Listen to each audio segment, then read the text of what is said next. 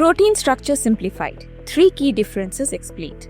Domain versus motif. A protein motif is a short recurring sequence or structural pattern, just like a structural cabinet in a kitchen. They don't have a function of their own and they are smaller than domains. Motifs may be simple, example helix-turn helix found in DNA binding proteins, or more complex like alpha-beta barrels like zinc finger motifs. Domains on the other hand are larger, independent structural unit that can fold and function on its own, kind of like a fully equipped kitchen in a house. Domains are a part of a bigger tertiary structure. They are often the functional core of a protein, while the motifs are smaller design elements found across different proteins. Domains of a fold family have similar functions, like a module in a multi-tool. Each part has a distinct job. For example, the kinase domain in enzyme phosphorylates the molecules. Remember, domain can retain the fold even when it is separated from the rest of the polypeptide chain. Next up, tertiary versus quaternary.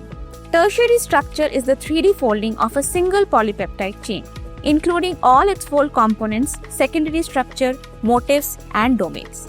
They are mainly stabilized by hydrophobic interactions, including other non-covalent and disulfide bonds. Whereas quaternary structure is an assembly of multiple folded polypeptide chains, protein complex functioning as one unit. They can be trimers, tetramers, or even imagine hemoglobin where 4 subunits work as a team.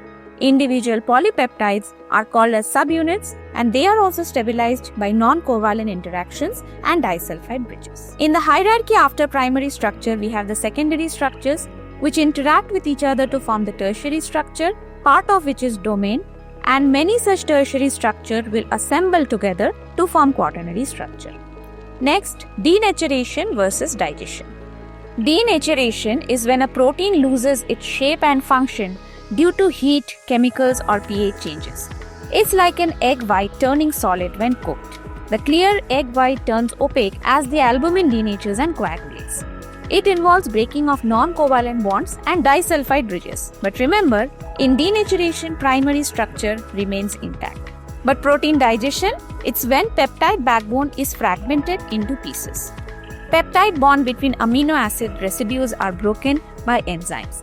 Enzymes actually chop up the proteins into amino acids and breaking them down completely.